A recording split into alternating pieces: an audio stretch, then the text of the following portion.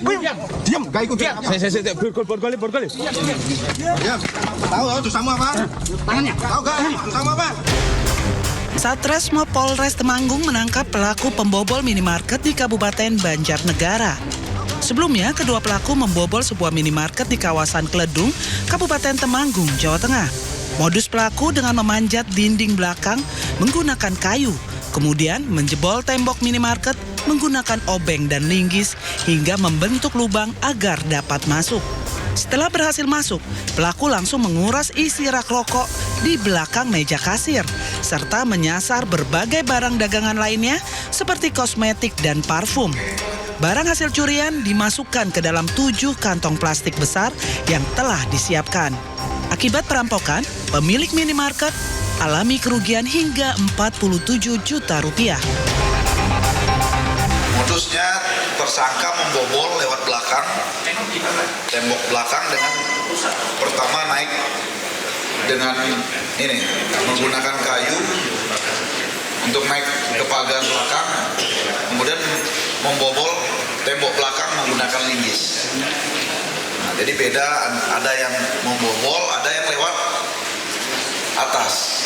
Nah, ini yang tersangka kita amankan, modusnya membobol lewat tembok belakang. Atas perbuatannya, kedua pelaku dijerat pasal 477 ayat 1 KUHP tentang pencurian dengan pemberatan. Sempat menjadi buron, pelaku penganiayaan yang menyebabkan tewasnya tuan rumah resepsi pernikahan di Kabupaten Purwakarta, Jawa Barat akhirnya tertangkap. Iya, karena berupaya melawan, pelaku dilumpuhkan dengan timah panas.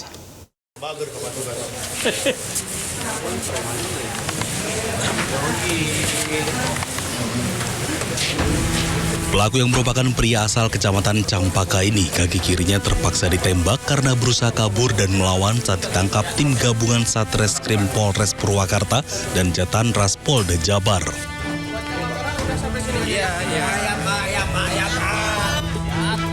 Pelaku bernama Yogi merupakan pelaku utama penganiayaan yang menyebabkan tewasnya Dadang, tuan rumah hajatan di Desa Kertamukti, Kecamatan Campaka, Kabupaten Purwakarta.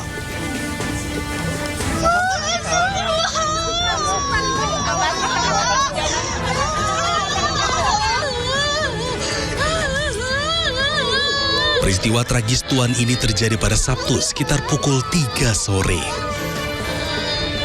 Saat itu korban tengah menggelar pesta pernikahan anaknya. Pelaku yang datang dalam kondisi mabuk meminta uang sebesar Rp500.000 untuk membeli minuman keras. Korban sempat memberikan Rp100.000, namun pelaku menolak dan membuat keributan. Dalam kondisi emosi dan terpengaruh alkohol, pelaku menganiaya korban hingga terjatuh dan tak sadarkan diri. Korban sempat dilarikan ke Rumah Sakit Bakti Husada, namun nyawanya tidak tertolong dan dinyatakan meninggal dunia. Tim gabungan berhasil mengamankan terduga pelaku yang melarikan diri di wilayah di Jalan Alternatif Segala Herang, Kabupaten Subang. Tadi siang kita berhasil amankan pelaku. Dan saat ini pelaku telah diamankan dan sedang menjalani proses penyidikan lebih lanjut. Dalam peristiwa ini juga, korban yang mengalami luka inisial A dan terduga pelaku inisial K berhasil diamankan di Jalan Cempaka, Purwakarta, yang saat ini juga sedang dilakukan pemeriksaan. Selain pelaku utama, polisi juga turut mengamankan seorang terduga lain yang diduga terlibat dalam penganiayaan. Atas perbuatannya, tersangka dijerat ancaman hukuman hingga 7 tahun penjara. Dari Purwakarta, Jawa Barat, Irwan iNews melaporkan. Tak terima namanya disebut sebagai bohir dalam kasus fitnah ijazah Jokowi, Wakil Presiden RI ke-10 dan 12 Yusuf Kala melaporkan Rismon Sianipar ke polisi. Sementara itu Roy Suryo menantang Rismon untuk bicara langsung jika benar ia mengetahui Roy menerima 5 miliar rupiah dari Yusuf Kala. Saya Rismon Hasiolan Sianipar. Dengan ini menyampaikan bahwa ada pejabat elit di balik tuduhan kasus ijazah Pak Jokowi, di mana Yusuf Kala ikut terlibat mendanai Roy Suryo dan Tifa kurang lebih 5 miliar. Dan saya ikut menyaksikan pertemuan tersebut.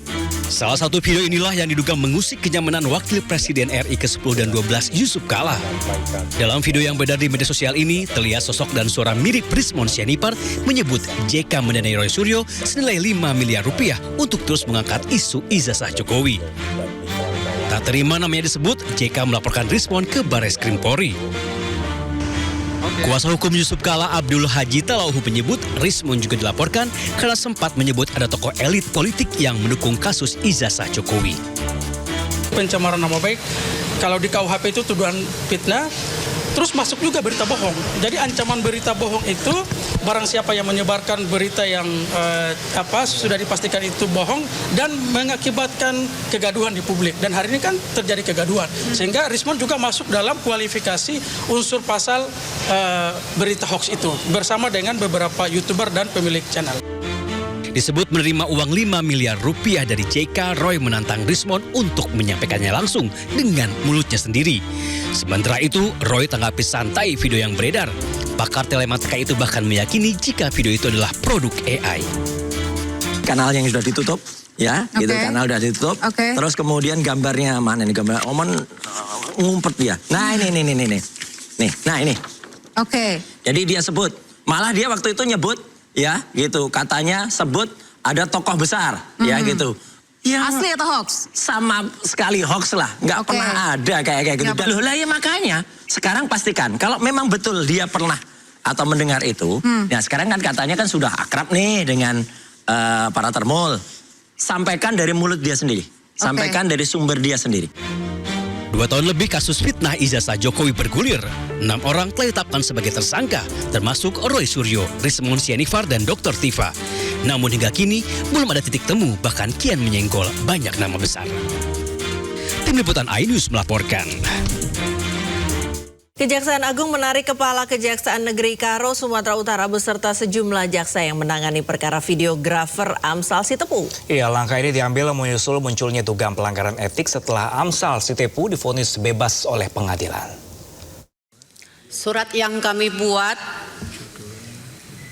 perihalnya pemberitahuan penetapan pengalihan. Siap izin pengalihan.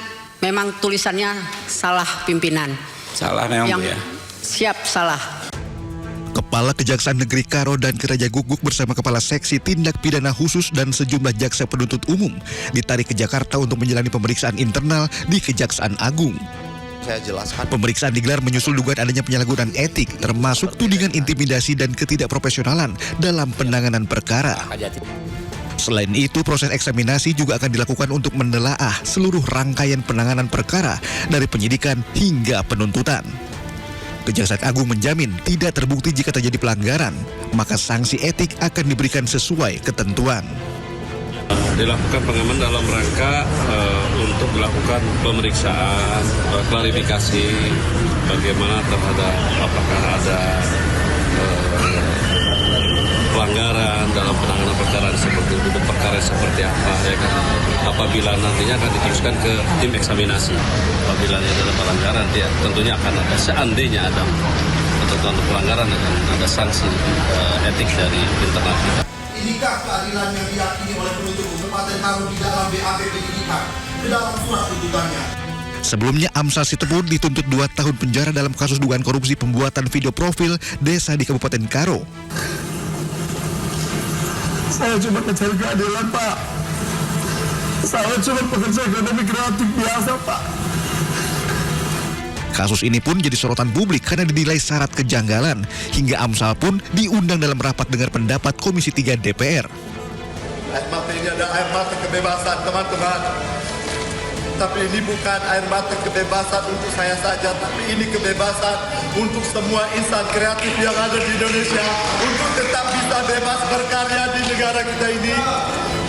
Tak berselang lama, majelis hakim pun memvonis Amsal Sitepu tidak bersalah dan membebaskannya dari segala tuntutan. Tim Liputan iNews melaporkan.